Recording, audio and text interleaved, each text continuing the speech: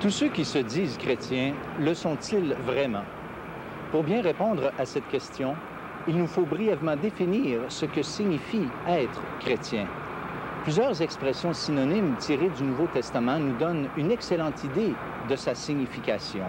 Des expressions comme être un disciple, être sauvé, une personne née de nouveau ou un converti, chacune de ces expressions donne une excellente idée de ce que veut dire être chrétien.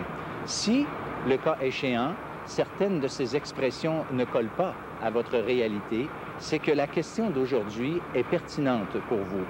Il faut admettre que tous ceux qui se disent chrétiens ne sont pas tous chrétiens.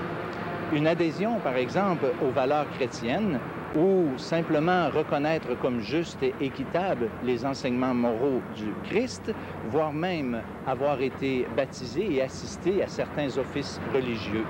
Non, selon la Bible, aucune de ces pratiques ne peut faire de vous un réel chrétien.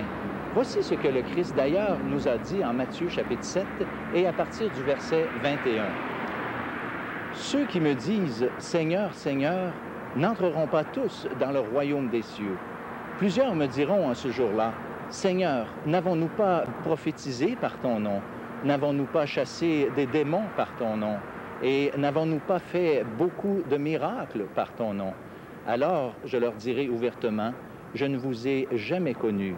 Retirez-vous de moi, vous qui commettez l'iniquité. » Il est donc évident que parmi ceux qui se prétendent chrétiens, plusieurs sont dans l'erreur. Et cette erreur est tragique puisque ces personnes entretiennent une illusion tant qu'à leur destinée éternelle. Non, chers amis, tous ceux qui se disent chrétiens ne sont pas tous chrétiens. À l'image de cette fresque derrière moi, qui n'est en fait qu'une illusion de ce que c'est qu'une Église.